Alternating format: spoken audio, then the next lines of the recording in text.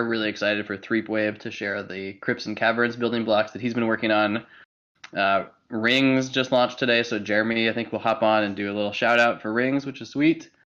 If we have time for it, I think we're going to also present Michael's Happy Loot Adventure project, which is also kind of another really cool building block, and a couple other items along the way. I'm also going to unveil something I've been working on. You guys all know that I love the foundational lore and the foundational building blocks and all the principles that are coming out of Loot. And lots of this has been discovered through the OG contract and then delivered in the form of tweets, in the form of Discord messages, in the form of podcasts and phone calls and more.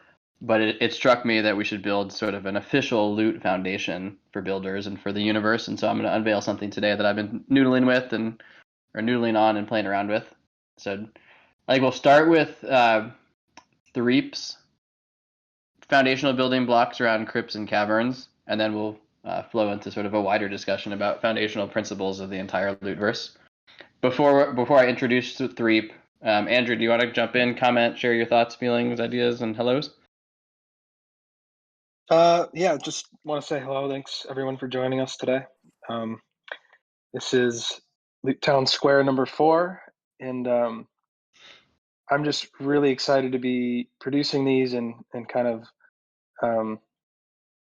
I don't know, giving people just inside of the Discord and outside in the broader world a view into all the cool things that you all are building on top of and around Loot. So I'm really, like I said, I'm excited to share that, share those things with the broader sort of world, and I think I think our last week's town hall or town square, this town square, has over 500 YouTube views. So there may be only 30 to 40. I think there were 70 people on here last week. But the things that we talk about in here and the ideas we share, they're getting spread beyond this small group. So yeah, just excited to be able to kind of provide a platform for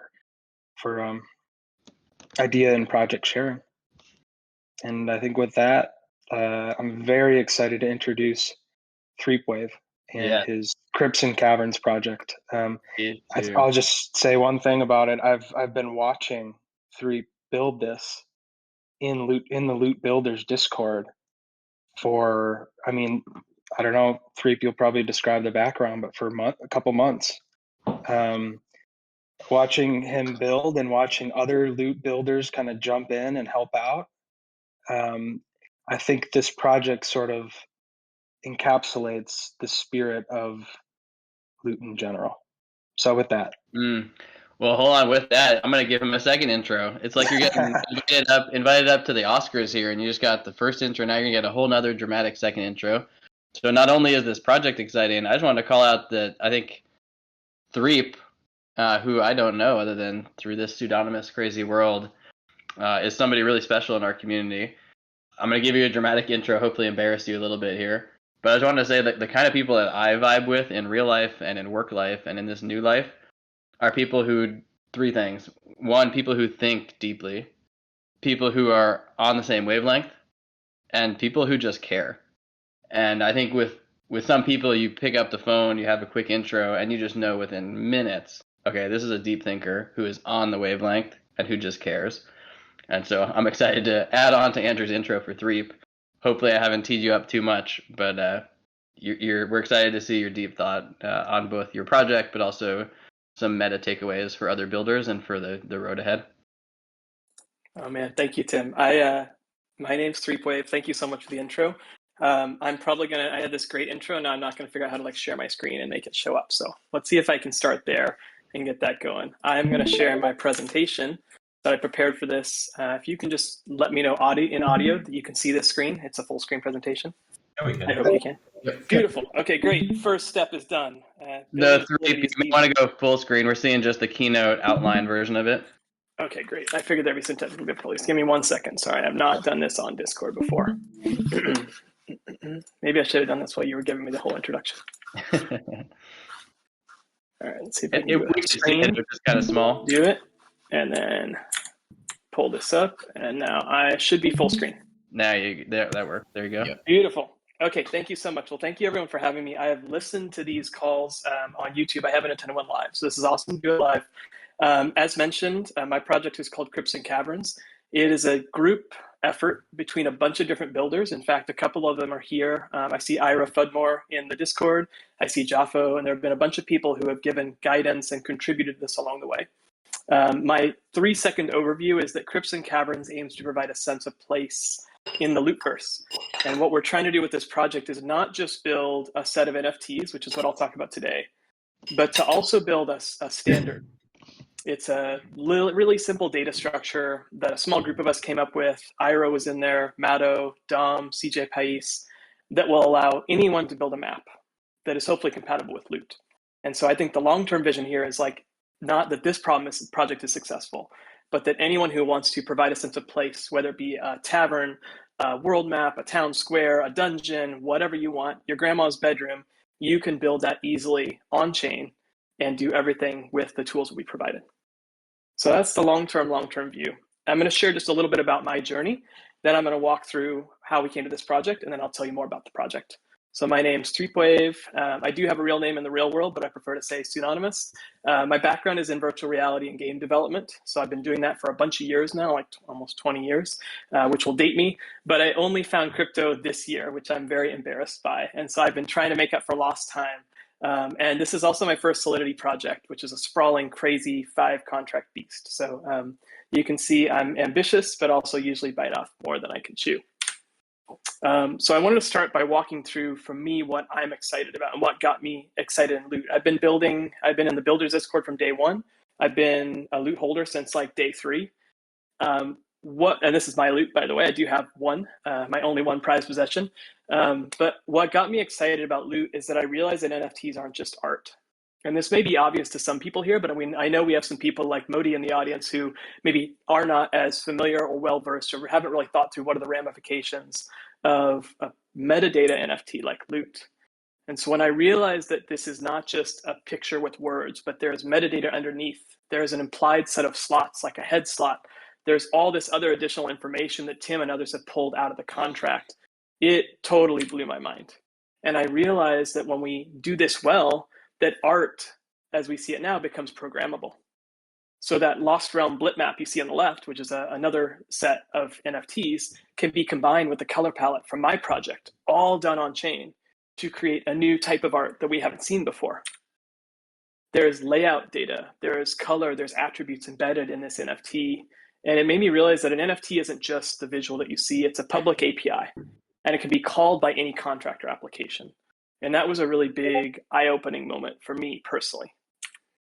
And this means that if we look at all the different things built in the Lootverse, like realms in this case, there's a name, there's an order, but there's also regions, there's resources, there's harbors, there's rivers. And all of these little concepts here are a Lego that we can assemble together or compose. And that was a mind-blowing concept for me that got me really excited and thinking about Loot all day, every day. So then I thought, well, now we have these on-chain APIs, we have all this data. What do we need to actually make a game or an experience or something that goes beyond this Discord chat we're sitting in and this conversation we're having right now? And so I think we need 3 high-level things. And we actually have a lot of these today. But I started to walk through, okay, we need people. We need avatars. You have your wallet right now. Maybe you have a profile picture. We're going to need NPCs. We have these organizing constructs like orders and guilds where communities come together. And that's like one pillar of what we need long-term in the Lootverse. We need places to explore. It's great to have 2 people talking, but when they have a place like in the real world, my metaphor would be maybe a yoga studio or a boxing gym or a bar. There's a reason we all go to a pub and get together and gather to watch a football game or to have a drink. These places give people an area to explore and do things together, and each one has a purpose, whether it's a town or a pub or a dungeon, which is what I've been thinking about recently. And then finally, we need items. And these could be simple items like loot, like weapons and whatnot, but they also could be things to do together, like encounters where you can encounter an NPC, you can go on a quest, you can visit this bar and have a drink, and there's all these different activities that need to be fleshed out. And so my approach has been similar to Loot, to build a really, really, really, really simple Lego or a component that solves a tiny, tiny chunk of one of these problems. And my thought was, by focusing on something really, really tiny, just like Dom did with Loot, that it could then be taken and plugged into a bunch of other projects. And whether you're Knights of the Ether or Tiny Kingdoms or other different projects out there, you could take one of these little Legos and put a couple more pieces together, and it's one less thing you have to build for your project. So that was the high level motivation. And then I started looking around at what do we have today? And when you look at what's going on in the Lootverse today, there's actually a lot of really great projects out there. We have a lot of stuff. For those of you that listen to this call every week probably know this, but there are tons of projects out there. And so I started to organize them and group them originally, and I've still been grouping them as I go, and I always try to slot them into these buckets. We have people and a bunch of people working on giving you an avatar or building NPCs. We have items or different ways to visualize your items or split your items apart and collect them.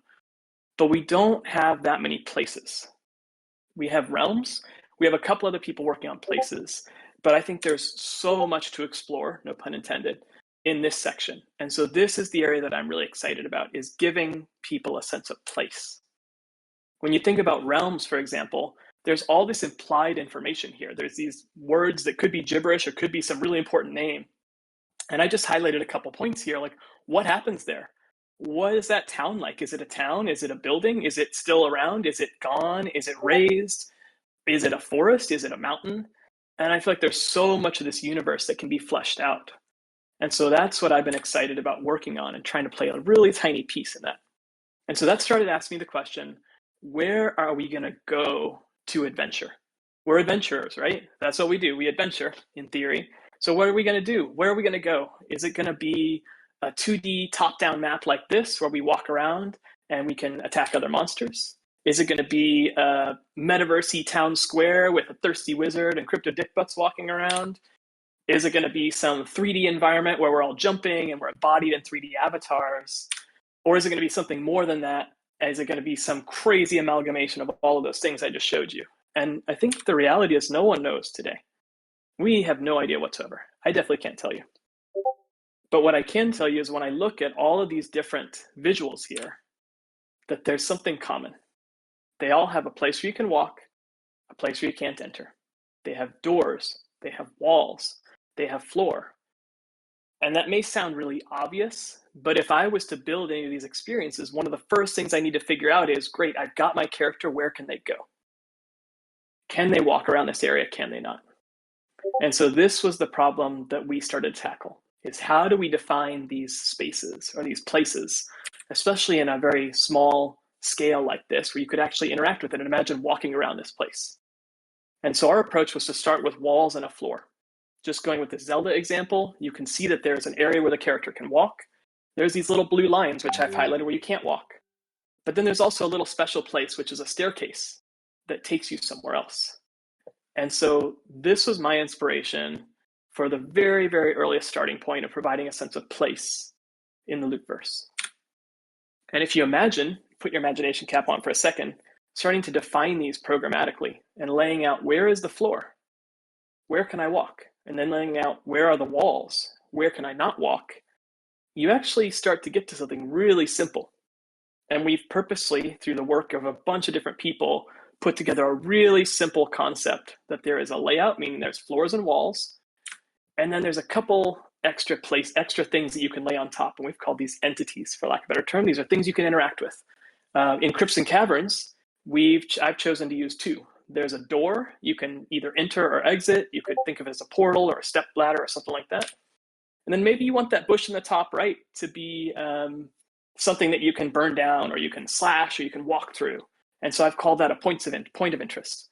I had this really great Zelda unlocking queued up on my slides, but you can't hear it, so I'll sing it for you just like that. So this was the starting point for Crypts and Caverns. We want to provide a sense of place in the Lootverse, and I'm doing it by creating really, really simple maps. I'm calling them dungeon maps. They could be used for probably anything that's a small navigatable space, a room, or whatnot. And I'm really excited. We launched it about a week ago, and it's a developer-facing project. It's a super slow mint out, but the response already has been really exciting. And I think that it takes people a while to wrap their heads around, like, what the hell is this little pixel art map thing? But once they do, they start to see the possibilities. And so I wanted to spend a little bit of time walking you through some of the decisions that I made along the way in building this thing, and then talk a little bit about what's possible. And now hopefully you have a sense of like, how the hell did I get to this crazy idea? So it's 9,000 on-chain dungeon maps. So they're generated on-chain. Everything happens on-chain, for better or for worse. And so that means that there was no human input whatsoever, similar to Loot. Everything has random probabilities, so kind of like a generative art project. And here are 3 examples. There's, you can see each map has a pixel art representation that I created. I do a lot of generative art, and so this was my generative art approach here, because I felt that just putting ones and zeros on a screen might not be that exciting to people. But keep in mind that this rendering is just something that I chose. It was a stylistic choice, and anyone can swap their preferred rendering in on top of these. We'll see what that means in a minute. But at its core, this map is exactly like what you saw in the Zelda screenshot. There's walls where you cannot walk. There's floor where you can walk. There is a door, and the door could be treated by a developer as a portal somewhere. It could be a literal door that blocks your path. It could be a big rock. I have no idea. And then each one, I defined an environment. So in this case, the environment is called Desert Oasis. I'll talk a bit more about what that means in a second. And then each map has a name. In this case, this is the Divine Temple of the Stars. And then the key piece here is, just like with Loot, that you could ignore all of this. You could literally decide, I just want to take the layout, which is the walls and floors, and delete everything else and make everything else my own. Or you could run with all of it. And so the environment, which I mentioned, I think is really helpful to start creating a sense of place. If we think about that realms map, one of the questions I asked was, is it a forest? Is it a mountain? There are concepts in there, but a lot of it is not defined. So I tried to define a couple, or create a couple different environments I thought people might find interesting. There's a desert environment. There's a forest. There's an underwater environment. It's kind of like this idea of a stone temple, like maybe that's kind of like a rocky field or something like that. There's something deep in the mountains where maybe like a dwarf could live. And then Ember's Glow, which is the least common palette, is maybe in a volcano or underground in some kind of lava area. Obviously, I created all of these. You could imagine fleshing out the world with lots of others, or you could imagine just throwing these out and using totally different ones. But I wanted to start to create a sense that each of these maps has some sort of a feel or a mood to it. And then you could start to visualize the landscape, even if you're just looking at these little 2D images here. And then I started working on names, which at the beginning seemed so easy. Like, just create a couple names, pop them in a randomizer, spit them out. It's great. Little did I know that during the process of doing this, the Loot contract would be mined and all these interesting pieces would be pulled out of it. And I think the names are a place that's really, really exciting and interesting to dig into. I don't know if people will use the names I chose for the maps or they'll throw them out. We can talk more about that at length.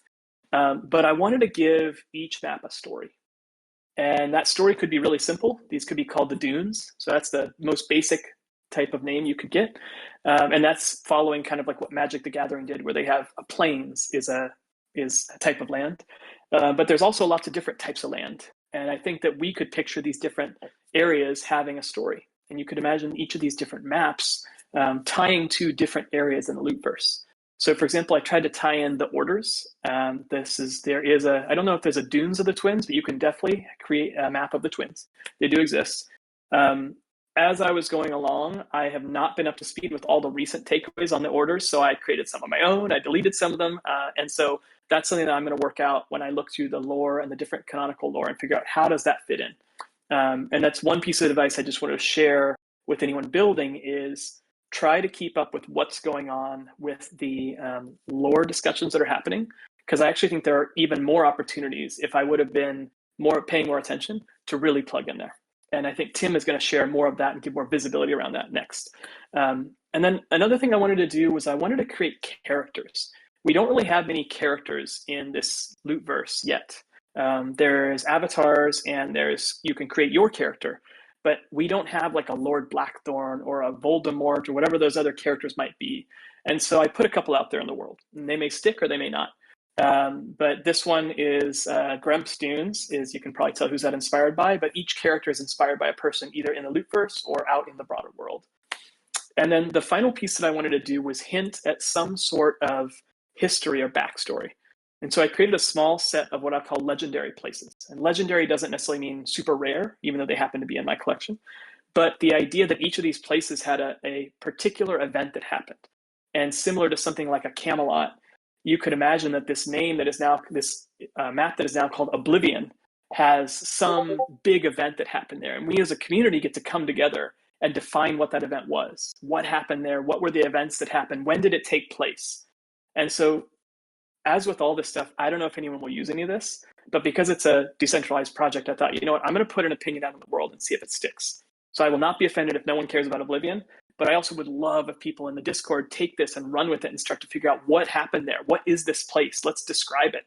Let's talk about it. And then you can have a backstory behind this legendary places that people could eventually visit.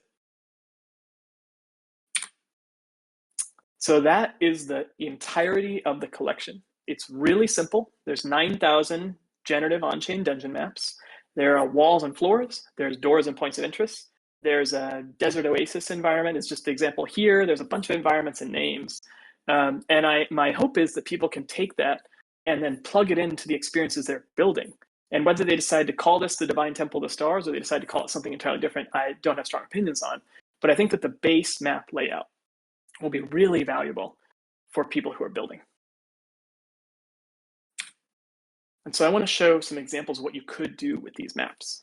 One example is you can make text-based games. Here's two different ways if you're building a game that you could render these maps. On the left is a 2D array. If you were doing a true text-based programmatic game, on the right is an ASCII art rendition, a little bit like kind of like a NetHack style. And so these layouts play really well with text-based games. A lot of times you will have, if you think about making a MUD or you think about making something like Legend of the Red Dragon, which is a BBS game I used to play, dating myself. A lot of what they did was they allowed people to move around these really cool maps. So you can go left, right, up, down. And so these layouts are actually perfectly suited for that experience. They can also be used for 2D games. And so this is a prototype that Gareth created. I'm not sure what he created it in, but he's one of the members of the Loot Builders Discord. And he started to lay this map you see on the left, which is the sample map I made, which is also the logo of the project. He then put that into his game and started to build tile sets. So you can see that there's different areas you can walk. There's different areas that are walled off where you can't walk.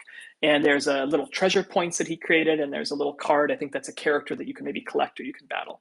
And so this is an example of a prototype. And you could imagine a bunch of different games can run with this simple layout metadata and make really compelling and interesting experiences. And one thing I want to point out in this example is it is very easy to lay additional interactive entities on top of these map structures. I chose to include 2 with Crypts and Caverns. You could make 100 more. You could make a tree that you can chop down. You could make a boulder that you can smash. You could make a spawn point for an enemy. And so the data structure allows you to lay your information on top of the map to create whatever experience you think would be compelling for your players. And then finally, I'm really excited about 3D games. This is actually where my background is. I don't have a prototype for this yet. I was hoping to really whip something quick up in Unity or something like that, but I haven't done it yet. But these maps are definitely compatible with 3D games. The same type of layout you would do in a 3D game can totally be used. This can totally be used for that. So I'm excited to see what people who are pushing the boundaries graphically can do with these maps. They definitely can serve for at least a kind of like a flat 3D game. They can do a really good job there.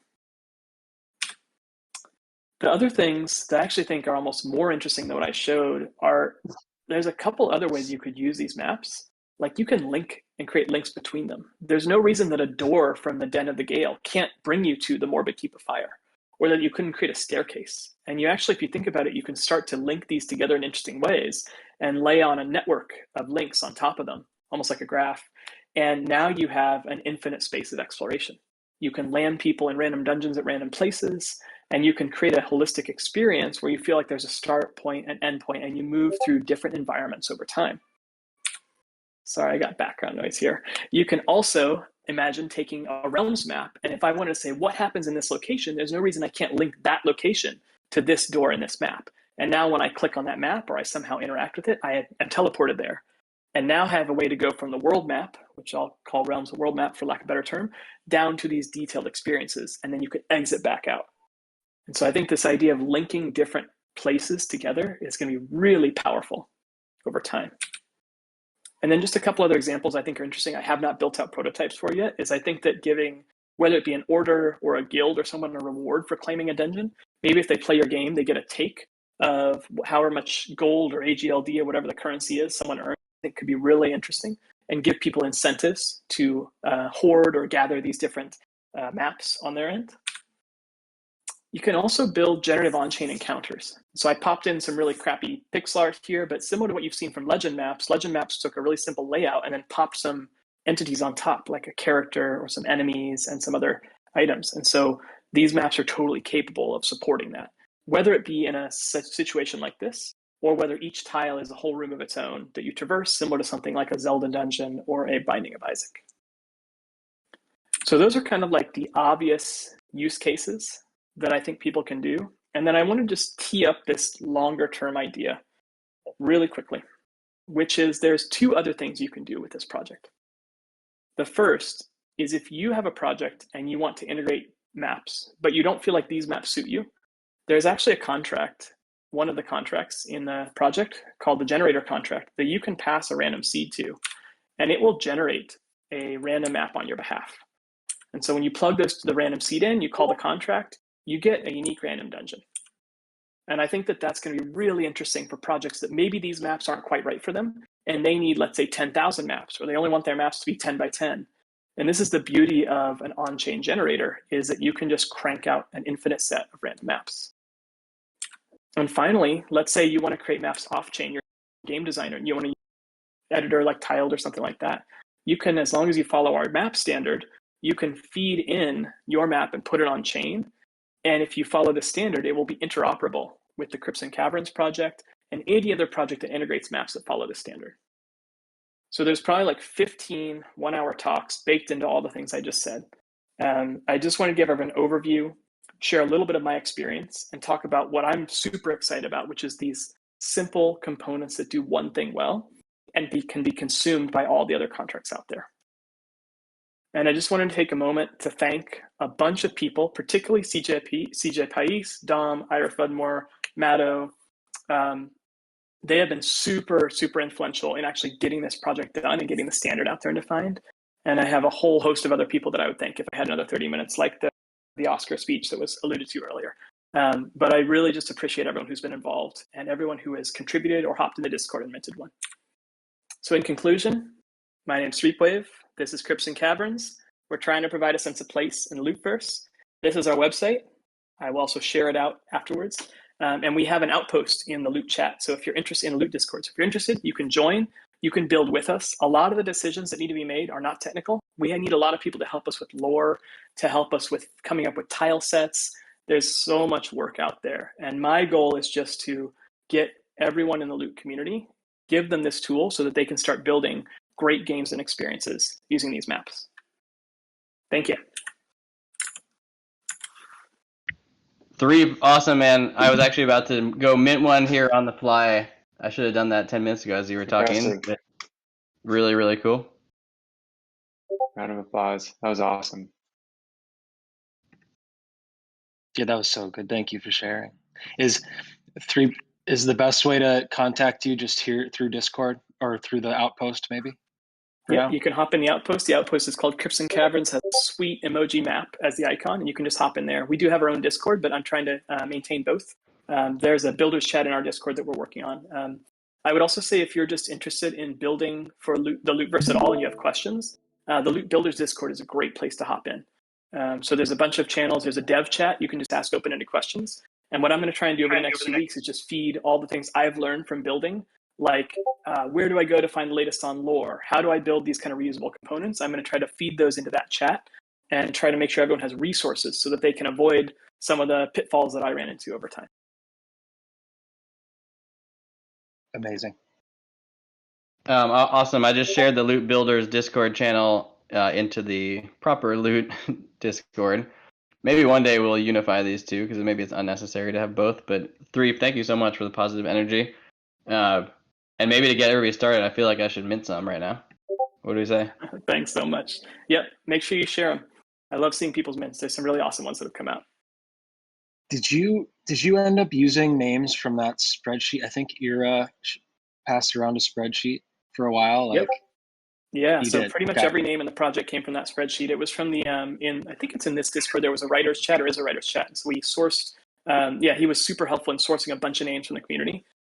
So Awesome. all those names, basically, I think I omitted one or two. One was way too long, and then one that kind of contradicted some of the other terms. But yeah, about I'd say 80% of the words in there came from the Okay. writer's Discord. I'll have to be on the lookout because I put quite a few in there. So Yeah, definitely check it I out. haven't seen them yet, but I'll be on the lookout. All right. Does anybody have any questions while we're here? While we have Three Wave here. Yeah, I do. You think you might want to install this contract or deploy the contract on any of the L2s like Arbitrum or Polygon or anywhere else? What's the L2 store, I guess, for loot? That's a great question. I think that there's a broader Loot L2 story that people are still figuring out. I'll just give my quick answer and then open up the floor to others. I'm super excited about L2s. I don't think everything can live on L1 forever. I personally haven't invested enough time to really go deep. I'm a little wary about rewriting everything over and over again for different code bases and whatnot, but I think that my perspective is I'd love for anyone who's building who is interested in doing map work on L2s, just come chat with me and we'll figure it out. Sounds good. Thanks. We can do a super quick L2 chat if you want. Redbeard, I see you on here. Sharuz, I know you might have some opinions. We are going to do a dedicated discussion about ZK, maybe in the Builders Discord soon, but if you guys want to chime in with your thoughts about general L2s, please do.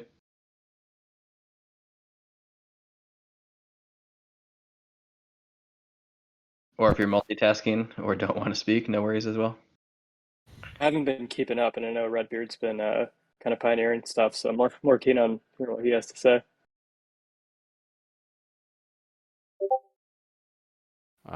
Hey guys, sorry I just jumped in. I'm just Wow. You say Right on time. and you show right up. What's up? What's up? Sorry, it's been a crazy morning. I got pinged, started talking about ZKs, right? It's like the bat signal. We sent the bat signal out and you were here within 30 seconds. Yeah. So well, I mean, it's a deep rabbit hole to go down. I would like we're deep in the weeds right now. Redesigning our contracts in Cairo, which is the native language, and it is quite a learning curve, but the reward will be there. But that's kind of a technical thing. We don't really need to talk about that right now. I guess from I'm not sure what everybody knows, but I would suggest just go down the rabbit hole. In that post that we did like a couple of weeks ago, there's some good resources in there. So go down. Don't try to understand like the maths behind it. I guess zoom out a bit and try to understand, what these ZK rollups are trying to achieve. That's really the mission here. So, but really what they're going to enable is massive computation on chain, and super cheap transactions.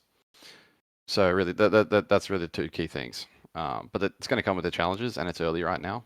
And so, we're just building the framework right now for, our game. But the tools and the lessons that we learn will be able to be transferred to, the next generation of, builders in the Lootverse as well. So, but if anyone has any questions right now, I'm happy to answer anything.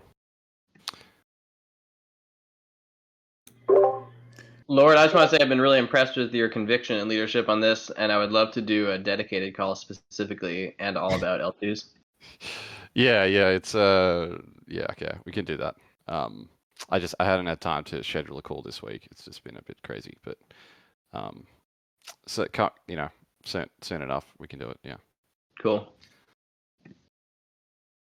I posted this in the Builders Creators channel, so if anybody wants to learn more about Lord's specific proposal here around ZK, you can dive in. And like you said, this is a rabbit hole that will open up a bunch of links and a bunch of other things into ZK.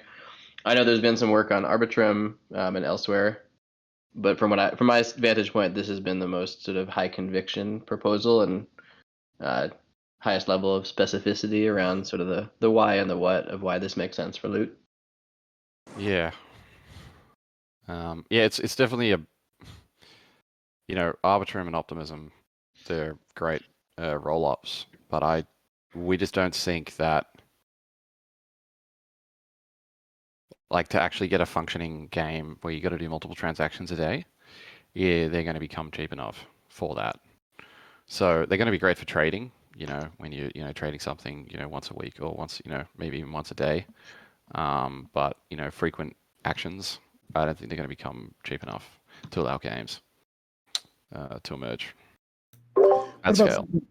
What about something like the Polygon POS chain? Seems like a lot of games are deployed there, Decentraland, stuff like that. Yeah, look, Polygon's good, but again, it's it's still going to be limited by Solidity's computation capacities.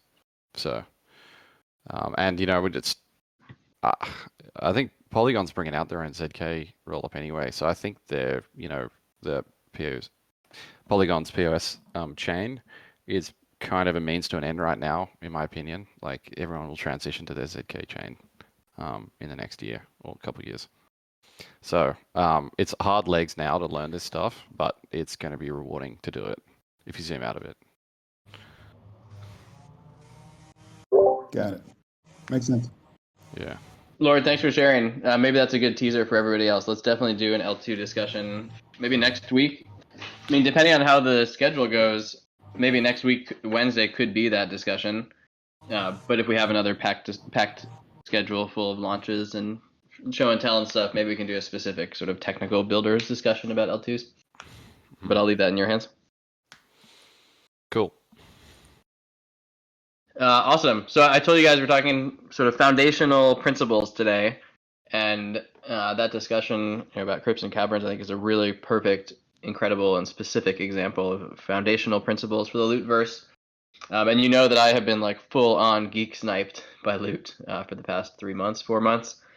And one of the things that's really carried me and given me energy is this idea that we can tease lore out of the original Loot contract such that we can create a still cohesive, but yet also infinitely expansive universe for Loot.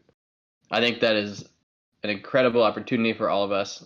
And I think it's also an example, or maybe a primitive, maybe that's the wrong way to use that word, but it's an example that many other communities and many other projects and sort of all of Web3 can look to down the road as other projects are looking for similar ways of creating sort of infinitely expansive lore and character development and storylines and artistic space, but without going too random into a million different directions of satellites unconnected from each other, but still staying cohesive into a set of foundational building blocks.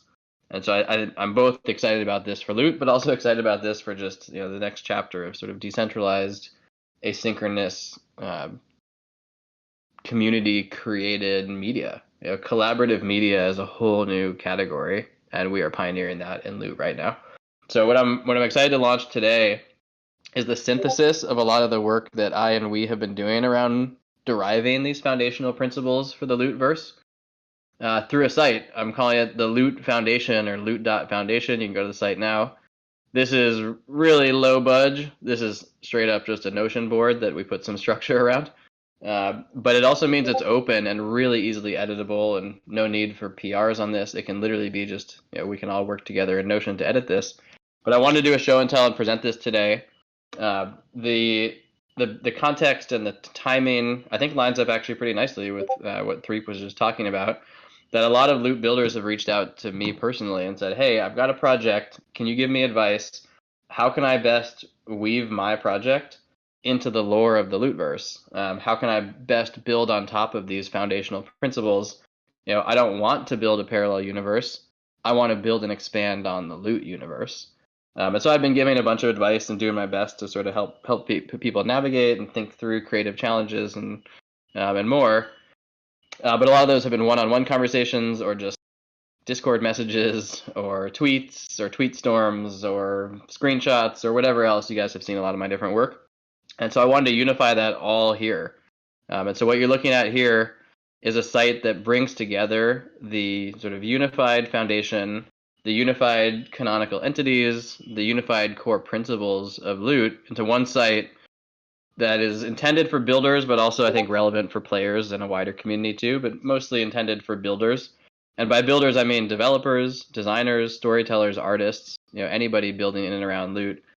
And the big revelation that I think a lot of people were sparked by about a month ago, or if you haven't heard this is going to give you a ton of energy right now, that Loot is not random. Inside the original Loot contract, in the true original Loot contract, there's a bunch of lore hidden on chain already in plain sight in front of us. And man, kudos to Dom for hiding it so well that it took us 2 months to find it. But inside the original Loot contract, there are character classes, there are item rankings, there's a model for 16 orders and sort of a original Genesis society. There's even an implied meta timeline, all inside that original contract. There's also some sort of assorted facts like dragons and demons and the interplay between them hidden inside the contract. There's some incredible stuff around the item name prefixes and how they all fit together with a set of lore A, lore B, lore C naming conventions with a really, really clean and really sort of perfect pattern. I'll pull it up and show it to you guys. Plus also some themes and metaphors that have been written down here. Also on this site, we have the beginnings of some seeds of pages for recommendations for builders, which overlaps with some of Threep's conversation today. And even down to the level of technical best practices for builders. This is still TBD and is being built out right now, but this will overlap with some of that L2 discussion. And there's some things we're going to still add to the site, like definitions of greatness and how greatness fits in across the items. Some more interesting insights still TBD around demons and dragons and beasts and how those emerge from the original Loot contract.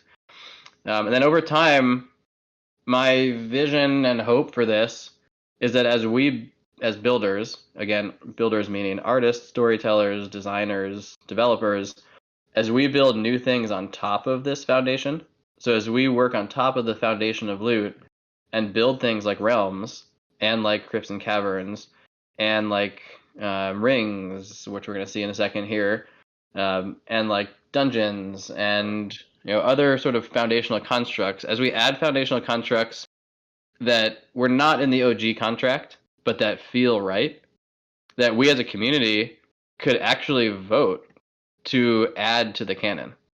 And we haven't done that yet, but I'd be pretty excited to vote to say, hey, here is how we're going to interpret the houses of Loot. And we're going to take the Banners project and we're going to actually canonize it. And we'd have to do that through a snapshot vote, and we'd have to do that through a lot of discussions.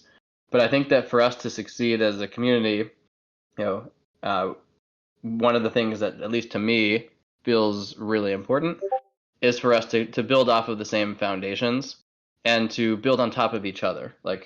Still go infinitely expansive with a million different directions that anyone can go down the level of individual character stories and all sorts of art and all sorts of games. And we're talking an infinite timeline that's millions of years long. There's space for everybody. But to do it in a way that's cohesive on the same foundation feels, to me, critically important. And so this site intends to give the tools and the information and the starting point really all derived from the OG contract, but also telegraph the path, point towards that North Star that says, hey, you know what? We as a community can do anything we want. And if we as a community want to vote on our own additions to this canon, this could be a starting point for us to essentially PR to the canon, discuss different additions to it, and then actually add it by writing it back to the chain through snapshot votes and even more. but also even add it to a site like this. So I'm going to just bounce on a couple pages just to flash them so you can see it. We're not going to do a show and tell of every page, but I just wanted to sort of talk out loud about the purpose here. But a couple things that I talked about, like character classes. There are 3 character classes of loot. This is not, someone's creative opinion or interpretation. Maybe the words mages, warriors, and hunters. That part took a little bit of creativity because those words weren't in the contract. But the construct is right inside the contract itself. That each character has a set of specific items inside the contract that imply the existence of hunters, that imply the existence of mages, that imply the existence of warriors. And so if that really tickles your fancy and opens your mind and says, wait, what are you talking about? This is probably the biggest epiphany out of this whole sort of crazy loot ecosystem. There's a Figma board that also dives into the contract itself. This is screenshots of the contract to show the order of things in the contract and the exact order of the items and how they all fit together, and the parallelism for each section here is pretty incredible. So this is a rabbit hole, but it's been synthesized back up here to say, hey, these are the warriors, the mages, and the hunters. These are the items they carry. And also these are the rankings. These items have rankings. So for example, in the chest section, the divine robe is number 1, silk robe's number 2, linen's number 3. That's for mages. Demon husk is number 1 for hunters, dragon skin is number 2 for hunters, studded leather is number 3 for hunters. And the parallelism cuts across the entire set of items, which is pretty incredible. So again, not trying to present all the specifics of this, mostly just trying to surface the fact that this website exists and you can dive in and look at it. But just sort of show and telling some examples here. So we have characters, we have item rankings. They're all from the OG contract, and therefore, at least in my mind, they're canon. From the OG contract to me equals canon. There's also 16 orders. So inside the OG contract, there are 16 orders: power, giants, titans, etc. And there's been some work and some confirmation around this idea that these orders do have a bit of structure to them, like light orders and dark orders. If that again is interesting to you, dive into the website, go to the page, read about it, and hey, comment back in the Discord or even comment on here if you want. But this to me is really exciting because it adds so much foundational structure for other folks to build on top of. A good example of work being done that's not yet canon but could become canon is what I'll show here in a second. Inside the contract, there's no explanation of the 16 orders. It's just the words of power, of giants, of titans. But there's a little bit of a hint of what's going on. And when you look at the data to see which items each of these orders can hold or can't hold, or which name prefixes these orders can or can't hold, there is some implied lore in there. And so I and Conway from Divine DAO and some other folks have been playing around with what if we did put a little bit of structure around the orders? What if the order of power was all about confidence? One of the oldest orders, working harder and smarter, natural leaders, etc. What if enlightenment was about wisdom and it's an order focused on seeking harmony? What if Fox was about mischief and it's a dark order thriving off of competition? So this is more of an interpretation and a creative idea. But I wanted to call this one out because what I think could be really cool is if we all worked together on a working concept for the 16 orders, we debated them out, we wrote them together and agreed on them. We as a community could do a snapshot vote to write them back to the blockchain to say, boom, that is now the canonical interpretation of the orders. And with some things, we probably shouldn't do that. With some things, it should probably be left wide open for everybody's interpretation. As per Dom's original comment, left open for interpretation intentionally.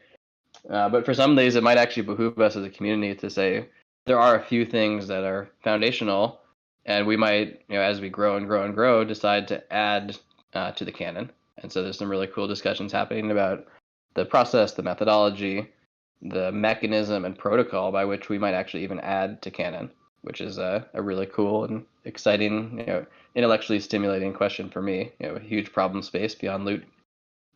Also in here, there's a meta timeline. So the timeline of loot, there's this unknown past. There's the Genesis era, the first generation of loot. There's this Exodus period where more loot and the Divine City and more were born. There's the Mist.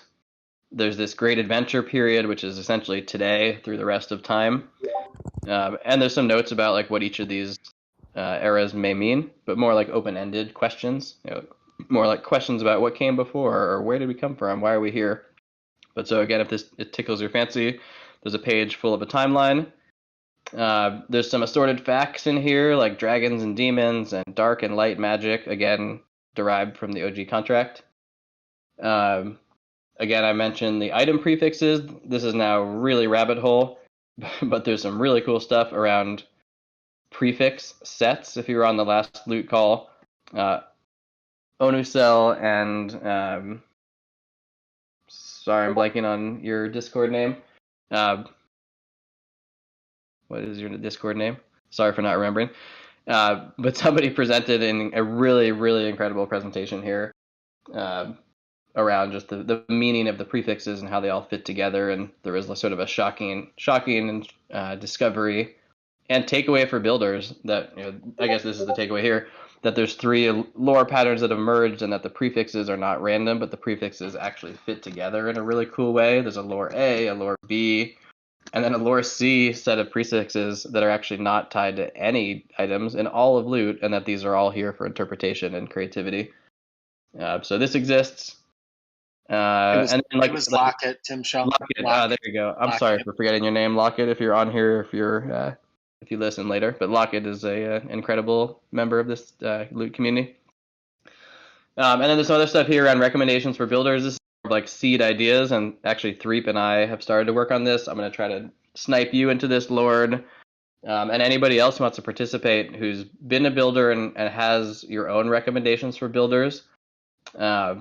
Please let's chat about this and see if we can weave some of this into the site, and then also the beginnings of some technical best practices, like best practices for how to create clean and usable read functions that we can all work off of together, or the best practices for L2s, or maybe a registry and network of builders who want to raise their hand to help each other out. So this is secondary to the primary thing. The primary thing here is to present the foundational principles of the Lootverse that were derived from the OG contract and that give us all a shared foundation for building this infinitely expansive yet still cohesive Lootverse. And I think this, I hope that this is well received and helpful and gives other people energy. I know it gave me energy building this over the past few months, and finally putting it into a proper website with what I think is a pretty cool web domain here, at least to me, helped crystallize it and say, boom, this is it. This is not just chatter and Discord. This is stuff that was truly derived from the OG contract and therefore canon, and also therefore really reliable for any builder who wants to build on top of this. These are reliable building blocks that ain't going anywhere, because this is written to the blockchain on August 27th, 2021, and it lives on for the next 100 years. Maybe more than 100 years. It lives on for the next 1,000 years until the end of electricity and the Ethereum blockchain no longer exists, and we've arrived in Blipmap's universe or something. I was happy to share that. Hopefully people thought that was cool. Any questions or comments or suggestions or reactions to this? Feedback? That looks like a great place to start digging. I was kind of not familiar with the idea of this loot cannon stuff, so and I'm kind of building in that realm. So it's great to know that that's there and to have it all kind of together in one place. Amazing, thanks. Thanks for saying that. Hey, Tan, it's Kodiak here. We haven't talked before. I'm a part of the Banners team. We were reading it, I think, as you were updating it the other night, and really like the place you're going with it. It's a good start. Sweet, and yeah, please add on. I think Banners is a perfect example of one where I can imagine a world where slash houses could exist one day if the community sees something, says, yeah, that's a primitive that we really love, and then votes to make it canon. So I don't know what the exact process will be yet, and I think we have to define it as a community. What I wanted to do at least at first was to present the unquestionable stuff, all of this is from Dom's pretty amazing design of the original loot contract, and then our collective interpretation of it, which is probably not 100% to his original intent, but intent or not, it's there on the blockchain. But then beyond here, I think it's wide open for us to interpret and grow and build on top of this. Great work on the banner stuff too, by the way.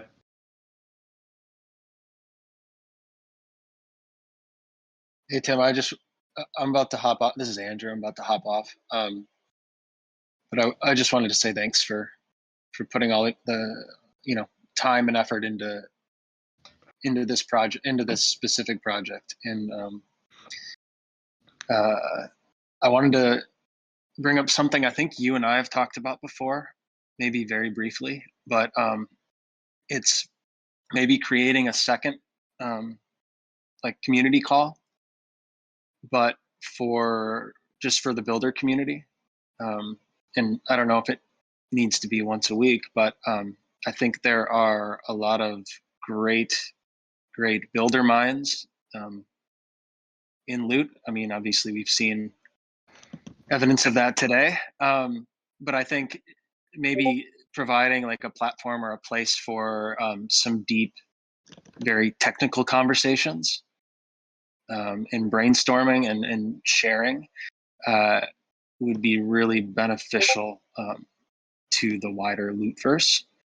So I'm just going to throw that out there. I don't know if anyone, just in case anyone, I don't know, has any thoughts or ideas about that. I will not be co-hosting that.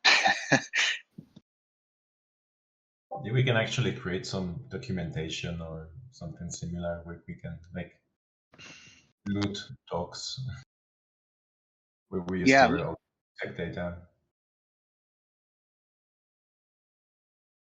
I think it would be worth doing something on a regular basis. I think the cadence of this call is really helpful for me, at least, to keep plugged in, even if I just catch the recording. Maybe we should, in the builders chat, start talking about that, because I think even if it was every 2 weeks or so, it'd be great to help the builders be plugged in and surface. I think even, for example, like I'd love to know what the L2 stations. So I'd be happy to help organize that. Awesome. I think this chat is more like for mature, like maybe not really mature, but like kind of mature ideas, and we can have like another chat for builders that we can just brainstorm or bring some ideas that we can think it's like, okay, this might be a good thing, maybe I don't know how to build it, or maybe maybe other builders are interested on building it with them.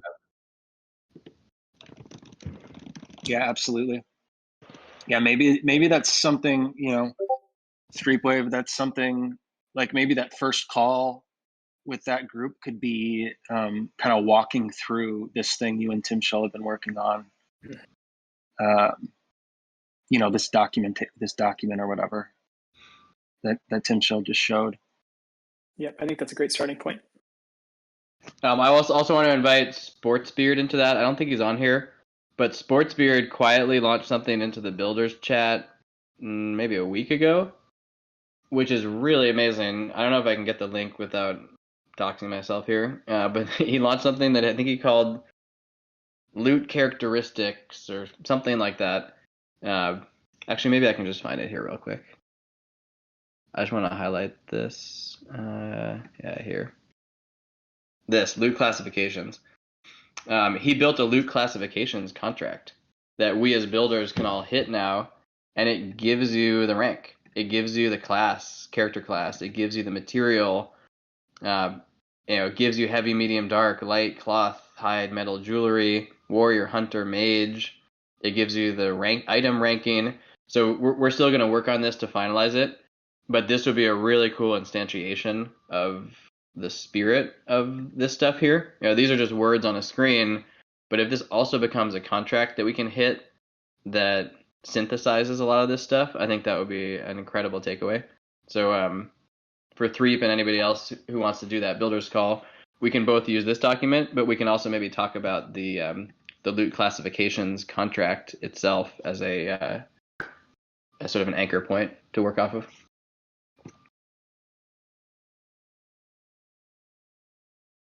Cool. Yep, that sounds great. I will shut up, but hopefully that was well received. Sounds like helpful, and insane level of geekery going on these days, but I think that's the vibe we're all on. So this is more to add into the geek mix. But thanks to everybody for being so gracious to me too. I'm definitely feeling the love these days.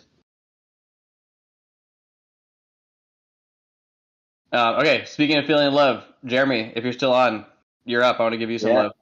You're on. What's up? Amazing work, Tim. You just presented last week, so make this one super quick, but I wanted to just give you the mic because you just launched something pretty cool and cool opportunity to highlight it. I'll make it quick. Cool. So my name is Jeremy, and for the last 3 months, I've been working on rings. And yesterday, we just launched Rings Part 1. So I'm going to just share my screen real quick. I'll make this quick. Can y'all see that? We got it? Yep. Cool. So just really quickly, what is Rings? I want to talk a little bit about the craft and how the contract inspired the craft, the minting experience, and what's next.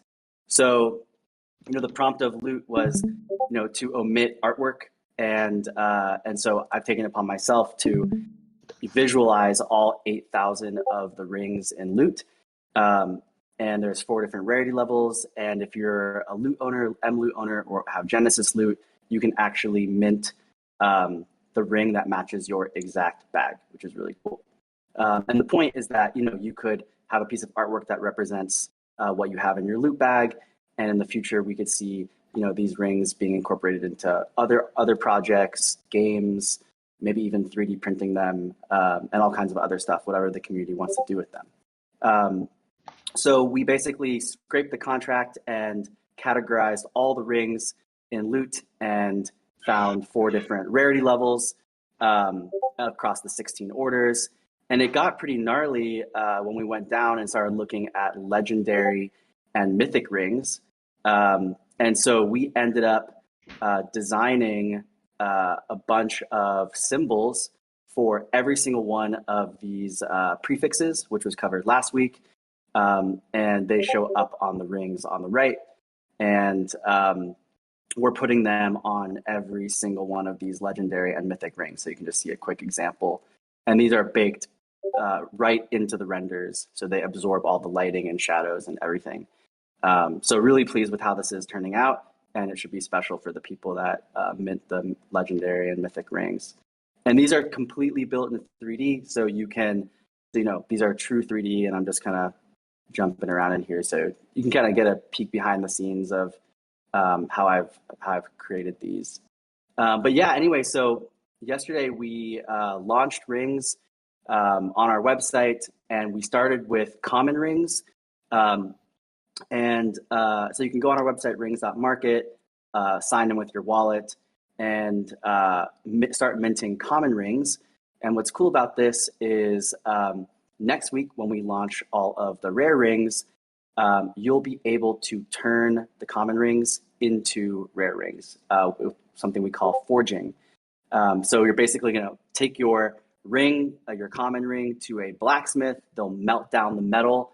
It'll burn the common rings and take them off the blockchain. And in return, you'll get a randomized rare ring. And if you have rare rings in your bag already, they'll show up in this tab. And next week, you can mint them directly. Or like I said, you can get some common rings and convert them. So that's where we're at. And so next week is sort of like what we call our big release, our main release. And super stoked for it, and super appreciative of everyone that has participated so far in getting the common rings leading up to next week. And as far as what's next, we are going to completely open source this project. So we're going to give away the 3D files for all the rings so people can incorporate them into their projects. We're going to open source the smart contract code and pretty much everything that goes along with this project, including all the icons and symbols for the prefixes. So anyway, looking forward to next week. Ping me with any questions if you want to collab. And yeah, that's my quick little thing on rings. Jeremy, great job deciding to open source too. I know you went back and forth, and I'm really glad that we landed. Definitely.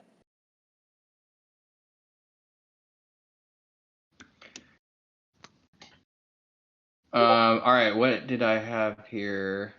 Michael, you're still on here, right? Michael has an incredible project to share.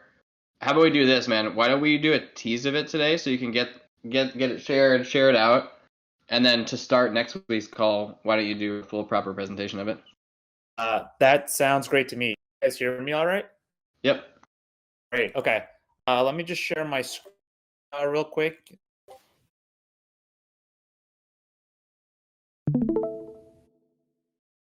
So I think in the same vein that I launched about how I want to be contributing to the system. Hey, Michael, your audio got wonky. It was all good, and then once you started streaming, it got wonky. You know what? I'll just stop sharing. I'll just talk for a little bit, and I'll just share. Oh, now you're better. If you share a link with me in Discord on the side or something, I can be your screen share. Yeah, that'll be great. So basically, I've been trying to think about how I want to be part of the builder community. Where my head was at is, I think the concept of identity, having a character, being a Man, you're cutting in and out again. Unless that's just me, but I think it's on your side.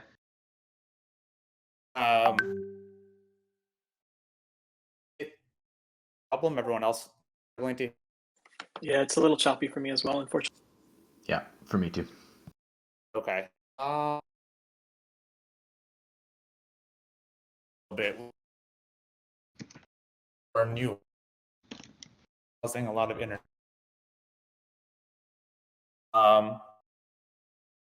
Basically, the idea that I've been thinking about is I think everyone should be able to have a character that generates stats and participate. That you taking. Hey, Michael. I don't want to be the one to have to say it, but I think we gotta call it on this week for your audio. I'm super excited to see your presentation. Let's do it next week. Maybe do from your phone or just do different internet situation. We just can't hear you. It's like 1 out of every 3 words is getting cut off. I'm sorry, man. Yeah, we'll just plan for next week. Yep, 100%. You get to be the first one next week. All right, we got definitely room for open show and tell. And an open show and tell, I know we had at least 2 things we wanted to share. One is you, Loot Hero, sharing this new Genesis project monthly contest, which is actually a pretty rich and exciting contest, but also maybe a quick reintro to Genesis. And then, Jin, I know you wanted to share the MetaLoot stuff that just launched.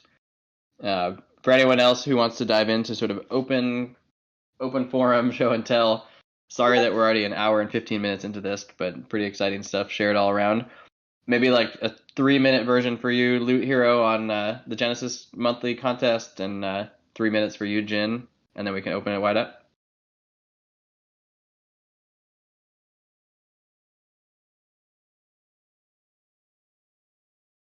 Uh-oh, don't tell me we have more audio challenges. I see you're unmuted, but we can't hear you.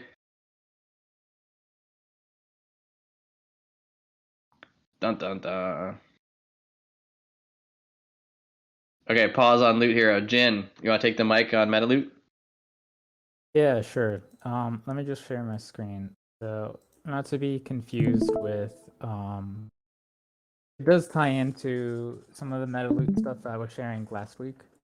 Essentially, MetaFactory is also, we're collaborating with them. But yeah, physical loot, bag, hoodie, pants, socks, gloves, you can redeem now live, and it's apparel that is custom tailored for your bags, redeemable with adventure gold. So you can fix 420 adventure gold to mint. Minting is live, and yeah, MetaFactory is setting up these micro factories around, so it's all in-house produced. And the site is loot.metafactory.ai to mint this. So yeah, and I think it's really cool because it's like crypto fashion in a sense of like kind of being discreet. You know, it's just like you can be really cozy, black hoodie, cool hat. And yeah, just so that's there. But I also want to quickly mention that I've voxelized all the loot, and I'm experimenting with ideas in Scarcity Island, which is sort of like a test bed for governance and gamification before CryptoVoxels launches an official token.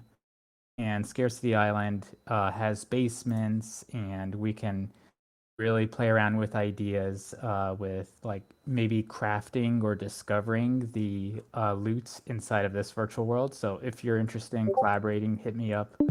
I've got a parcel here, and we could set up like a blacksmith, a shop, create, maybe compose some of the lore that's happening inside of this virtual world. This is basically a sandbox for exploring ideas. Yeah. Super cool. Thanks for sharing. I just popped a link to MetaFactory in the general, plus a link to your outpost as well. Wait, thank you. Loot Hero, how's your audio? I think it's better now. Can you hear me? Nice. There you go. Okay, great. So yeah, I'm Loot Hero, and if you're in the Genesis Discord, then you will have seen that today we announced a December Genesis Adventure Mint competition. And so the competition is fairly straightforward. The order, and if you're not familiar with Genesis, that would be like of skills, of the fox, of the twins, that mints the most Genesis adventurers during the month of December will receive a prize of 30 lost mana. So if you want more details, you can jump into the Genesis Discord and then look at the announcements, and there's links to the Notion page, more explanation of what lost mana is, things like that. That's all. Nice, keeping it tight. I'm going to do a proper Genesis project overview maybe next week or the week after. And so Loot Hero, as somebody who's been really a backbone of the whole Genesis project with me, I'll invite you back up on stage to do a proper screen share presentation and hopefully blow some minds with what's been going on the Genesis project. Looking forward to it. Oh, Nicholas had a good question. Hey, Nicholas. He asked, what is lost mana? Do you want to do like a 60-second explanation of mana in general and what lost mana is in that context? Yeah, so mana items are from the original loot bags, and so anything with a greatness of 15 or higher receives an order of the fox of power. And so if we take all those from the OG loot bags and add them up, well, what we end up with is not all of the orders have the same amount of mana items. So if you want to construct Genesis Adventurers, which would be 8 items of the same order, you would have some orders that have more than others, or some Genesis Adventurers that are missing a few items. So what we did is we went through all of that and then added the minimal number of additional mana items to make it so that all of the orders have the ability to mint the same number of Genesis Adventurers, and those are the lost mana items. And the project has some ideas of how to grant names to those. And previously there was a challenge where we didn't want to mint a name for a lost mana item that already existed, because if someone had a 1 of 1 item, now we just named this lost item after their item, and now they have a 1 of 2. But fortunately, as Tim Shell pointed out earlier, in the contract, DOM actually has this completely separate set of names that have never appeared in any of the loot bags. And so I think right now that's the winning idea for how to use those additional lost items. Is it'll be a dice roll, just like the original loot contract. And if you end up in the top, 18 or 19 or 20 greatness in the dice roll, then you would get a name, and you could potentially get that lore C or those unused names from the original contract.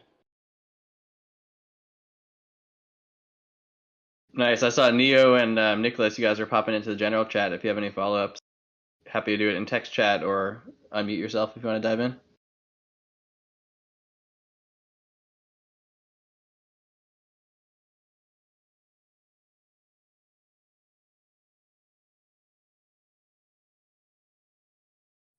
Cool. Yeah, thanks for sharing, Loot Hero. Let's do a wider project overview maybe next week or the week after. We've hit a really cool turning point for it, and there's lots of energy and excitement around it.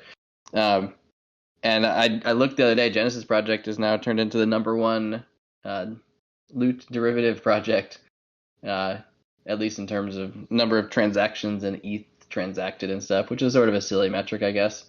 But I don't know. We put so much time and energy into it. It's kind of cool to see that. So thanks to everybody who's been playing along and having fun with it.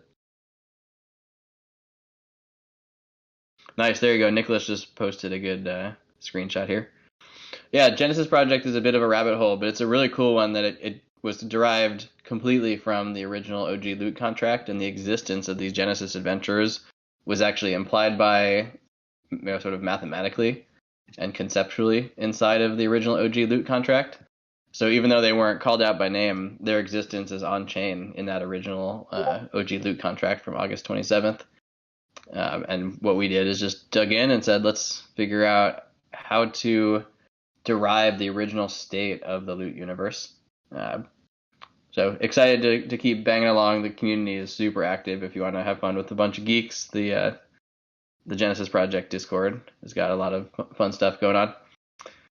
Nicholas said, is there any time pressure on Genesis Adventure minting? Yeah, no time pressure, just exactly what you said, time constraints. There's only 2,540 Genesis Adventures that can ever exist, at least from the first generation of Genesis Adventures from the OG loot contract. And the way they're built is by people working together, teaming up, or acquiring all the mana necessary to do that. And so I think the more that get made, the harder it's going to be. But there's no mint moment where it's going to unlock and all of a sudden someone else is going to be able just to mint one straight from the contract. The only way to do it is to succeed in teaming up and collecting all 8 items of necessary mana. And Nicholas says, minting Genesis Adventure is a stressful thing. I'm procrastinating right now, and I work on Juicebox. Dude, congrats on the Juicebox work over the past few weeks too. You guys are doing some incredible stuff. All right. Oh yeah, Calculator just said only the first generation of GAs. Yeah, that's a hint of something to come. We have some really, really exciting big ideas that, in a nutshell, would bridge mana to L2, allow us to trade the hell out of it cheaper, and start to build the next generations of Genesis Adventures. But I'll leave that as a seed for now, and we can come back to it next time. Open mic. Who else wants to share or say hi or just react to this amazing, overwhelming amount of information that was just thrown at us? Yeah, I don't know if we have time today for more lore. Right. Today was about foundational building blocks. I don't know. Do you want to do a preview or a tease of that presentation that you're working on? Maybe you could do like a 2-minute version, then we can do a whole proper presentation of it next week. No, actually, I prefer because to be honest, I don't know how to summarize all these things. So maybe we can do it next week. Okay. Well, a teaser for you is that Azure Bayan here is similarly to Threepwave, a clearly very deep thinker who cares a ton and is on the same wavelength here and has some really cool ideas about the beginnings of kind of a protocol or a methodology for building foundational lore on top of some of the building blocks that we talked about today. Yeah, well, maybe just maybe I can think how to say it shortly. Tim was showed before in his presentation, like, okay, we need to build lore, and my view is that I think we need to build. I mean, Tim said something really important. It's like we need to vote what I mean. The history of loot, so what needs to become a part of loot and what not. And this is really important because for example, if someone wants to create art, you need to have abstraction from there. So sorry for my English, I'm not native English, but basically, imagine that I want to build a video game, so I don't want to focus on also writing the history or the stories or whatever. That should be already built to create abstraction, and that everyone can focus just on the thing that they worked with. And well, basically what I was thinking about is the how to build this, to create this writing loot universe. And yeah, so technically how it can be done. That was what I was working on. Cool. Yeah, let's do a whole presentation. I know you have that deck, and maybe even this week we'll give you some more thoughts to add to it. But yeah, thanks for sharing.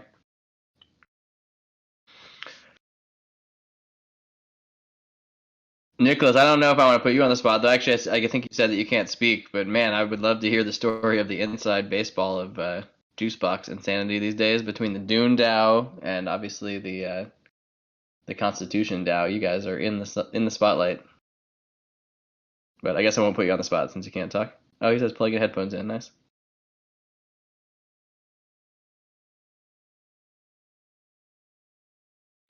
I just tweeted that this call in a lot of ways feels like an all hands for the entire hyperverse. So maybe switching over to a discussion about Juicebox and Dune DAO and Constitution DAO, kind of appropriate. Hey, Hey. how's it going? Thanks for hosting this meeting. As usual, I love to see the loot universe. It's just great. I just love everything. Yeah. So, story of Juicebox. Which was your which project are you curious about? I don't know. Maybe tell us about Dune. I feel like everyone's heard about the Constitution DAO, but the Dune one is blowing up and I feels guess kind of one thing loot relevant, huh?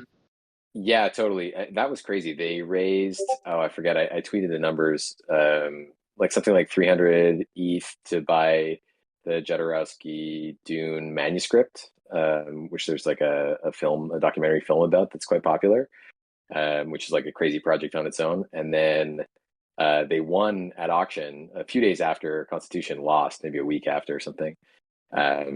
And then they opened up the door. They started talking with like the director of Texas Chainsaw Massacre or something like that, some Hollywood director anyway. And then Grimes got interested also, and so they reopened the door to their juice box and raised. Geez, I don't even remember. It was like it became the third best funded project on Juicebox after Constitution DAO and Juicebox itself. So it beat Shark DAO in like within 12 hours by quite a margin. Actually, it's juicebox.money if you want to check out the like top listings by volume. Obviously, that's not the most important thing about a DAO, but it is interesting. And they renamed themselves SpiceDAO, and they're exploring making some kind of animated series based on the manuscript that they purchased. And yeah, they raised I see it here 2,600 ETH, whatever that's worth in USD. Who even knows anymore? So yeah, it's been pretty crazy. And then actually the one interesting thing about Constitution that I only learned on the weekend, basically I went out to dinner on Friday, and then when I got home from dinner, I was on Twitter Spaces for 4 hours. And then at the end of this really long marathon Twitter Spaces, someone in the call is like, "Hey, have you seen what's happening with Juicebox?" And I was like, "No, what's happening?" And I jumped into Juicebox and into Discord, and it was like a crazy tidal wave of Chinese language contributors to the Discord. It was like a torrent. It was it felt like Telegram. It was really crazy, and this had happened because people realized when Constitution DAO failed, they sort of botched the refund a little bit, and then ultimately decided that they would allow people to refund using Juicebox. They botched it in the sense that they previously had announced they had taken a snapshot, so a lot of people sold their people tokens, which they then retracted and went back to doing the refund directly through Juicebox, where, for those who don't know, on Juicebox, it's like a crowdfunding protocol. And one cool feature of it is that for your contributions, you get these governance tokens, and then you can always burn your governance tokens in exchange for that proportion of the overflow, which is basically like the part of the treasury that has not yet been earmarked for spending for buying a manuscript or whatever the funding target might be. So they sort of announced one way, and then they changed their mind. So some people got screwed a little bit. And then people started redeeming their people token. And of course, people realized with gas fees that a large part of their contribution was eaten up by the gas fees, because it was like the average contribution was $200 or so. So many of those contributions couldn't really be refunded. And then they eventually announced people wanted us to use the remaining funds to create some subsequent DAO project, do something else with this people token, but we don't have the bandwidth to do it. So we're just going to shut down the project.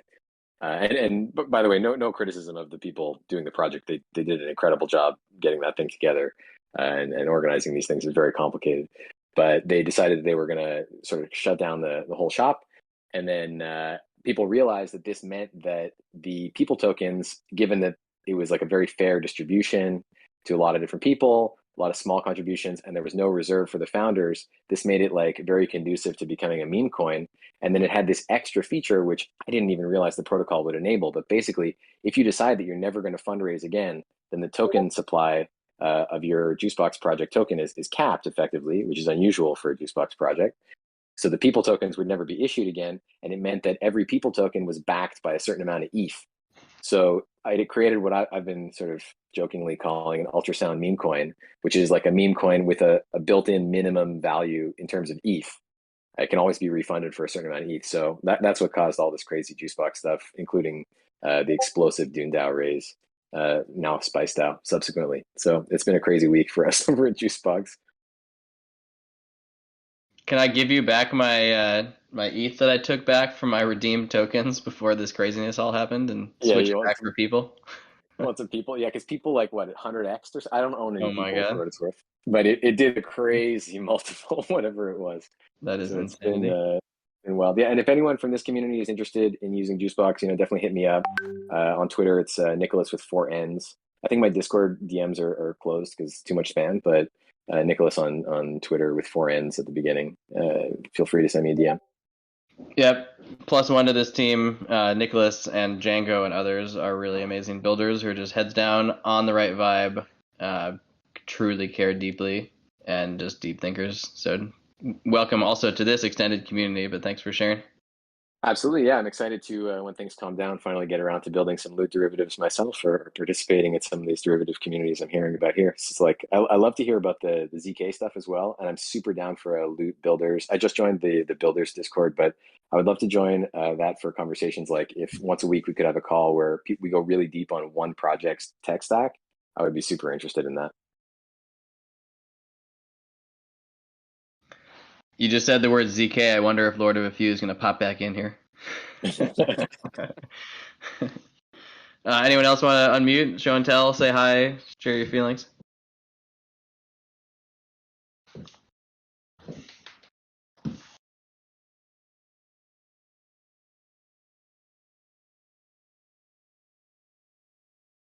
Sharuz, are you still on here? Looks like he hopped off. If you guys want to see something really amazing, Sharuz, if you don't know, Sharuz has been like one of the sources of extreme energy for the entire loot community from really day one. And really unrelated to loot, but just in his universe and in the extended hyperverse, he just launched something called exquisite.land. I'll just kind of leave it there and drop it in chat, but it's really, really cool. Kind of has nothing to do with loot other than just it's amazingly cool, and a lot of us loot folks and loot builders are playing along with it. But I just want to give him some props because he really has been a source of energy and source of positivity and a sort of beacon of the values of this whole loot community.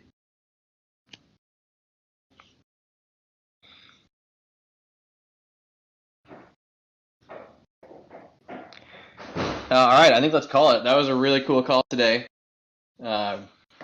I know every time I get on with you guys, I'm energized, and I agree with Nicholas. This room is stacked. Every one of these is somebody who's working on something meaningful, and whether it's working on your own project or helping out with others or just building in the hyperverse, there's something really powerful happening right now.